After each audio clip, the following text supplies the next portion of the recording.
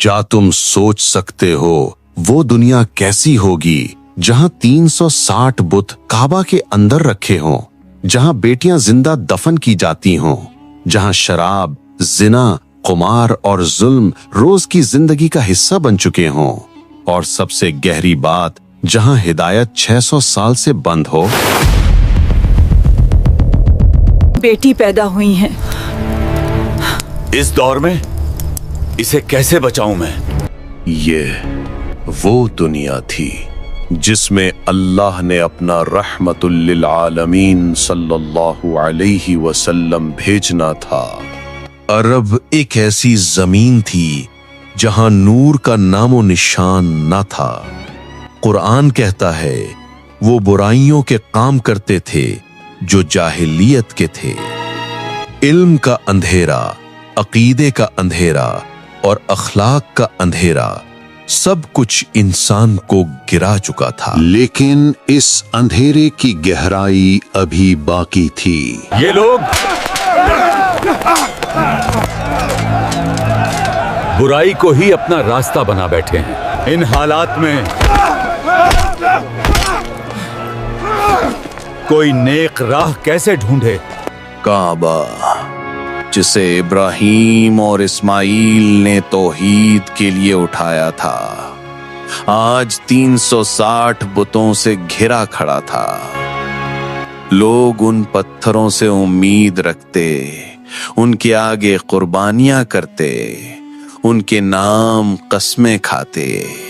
मगर इस अंधेरे में एक नूर छुपा हुआ था।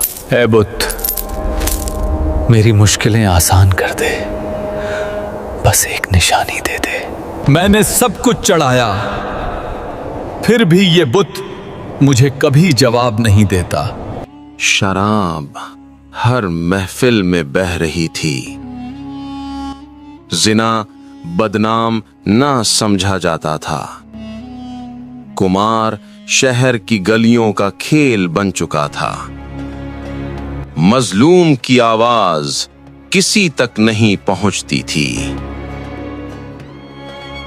कुरान कहता है वो लोगों का माल बातिल तरीकों से खाते थे। ये लोग ऐसे बटोरते हैं जैसे कोई देख ही नहीं रहा हो। मासूम से भी इतना खुला जुल्म, ये कहां का इंसाफ है? लेकिन अरब का सबसे हौलनाक चेहरा अभी सामने आना बाकी था। सुनने में तकलीफ होती है, लेकिन ये हकीकत थी। कुरान कहता है, और जब जिंदा दफन की गई बेटी से पूछा जाएगा किस जुर्म में मारा गई। मेरा क्या कसूर था? मुझे ऐसे क्यों छोड़ा गया? इंसानियत मर चुकी थी, मगर रब की रहमत जाग रही थी। अरब में जंग एक कत्ल से नहीं रुकती थी। एक कबीले का लफ्फाज शायर अगले कबीले को जलील कर दे और जंग 40 साल तक जारी रह जाती। खून, सिर्फ खून बहता रहता। 40 साल और ये जंग खत्म ही नहीं हुई। बदला, बस बदला बढ़ता गया। लेकिन इस जुल्म के बीच भी कुछ लोग सही रास्ता ढूंढ रहे थे। हुनफा, ये वो लोग थे जो शिर्क से नफरत करते, जो कहते इस जमीन को एक ही रब चलाता है। लेकिन उनके पास कोई नबी नहीं था, कोई हिदायत नहीं, बस इंतजार, इंतजार कि अल्लाह कब अपना पैगंबर भेजेगा। ईसा इब्ने मरियम के बाद 600 साल तक आसमान से वही नहीं उतरी। दुनिया अंधेरे में भटक रही थी। इंसान परेशान, रूह बेचैन, दिल खाली। मेरी रूह चैन क्यों नहीं पाती? इस शहर में रोशनी क्यों नहीं बची? लेकिन फिर अजीब वाकयात होने लगे। पुरानी किताबों में एक नबी का जिक्र मिलता था, अहमद नाम का नबी। कुरान कहता है ईसा ने बशारत दी एक रसूल की जिनका नाम अहमद होगा। लोग कहते वो वक्त करीब आ चुका है। कुरान कहता है ईसा ने बशारत दी एक रसूल की जिनका नाम अहमद होगा। मैं तुम्हें बशारत देता हूं कि एक नबी आएंगे जो आखिरी नबी होंगे और उनका नाम अहमद होगा। पुरानी किताबों में एक नबी का जिक्र मिलता था, अहमद नाम का नबी। सही हदीस में आता है लोग काबा का तवाफ नंगी हालत में करते। अकीदे का जवाल अपनी इंतहा को पहुंच चुका था। उस दौर में लोग अपने ही रास्तों से भटक चुके थे।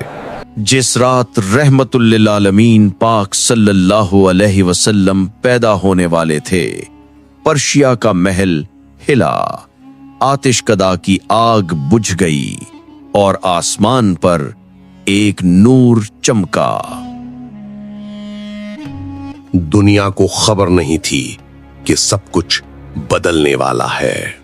रबीउल अव्वल की सुबह आमिना के घर एक बच्चा पैदा होता है।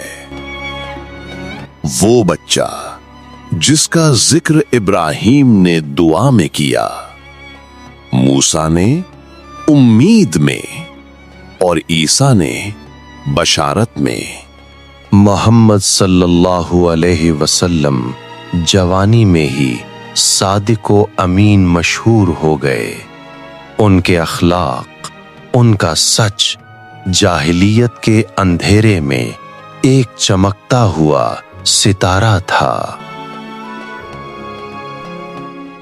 फिर वो रात आई जब ले नूर खामोश था। गारे हिरा में तन्हा मोहम्मद सल्लल्लाहु अलैहि वसल्लम इबादत में मसरूफ थे। अचानक नूर फैलता है। जिब्रील उतरते हैं और कहते हैं इक़रा। इस एक लफ्ज ने पूरी दुनिया का रास्ता बदल दिया। जाहिलियत का दौर टूट गया, अंधेरा बिखर गया, तौहीद का नूर उठ गया। कुरान कहता है अल्लाह तुम्हें अंधेरों से रोशनी की तरफ निकालता है। ये थी वो दुनिया जिसमें नबी सल्लल्लाहु अलैहि वसल्लम आए, और जब वो आए तो रोशनी ने अंधेरे को हमेशा के लिए मिटा दिया।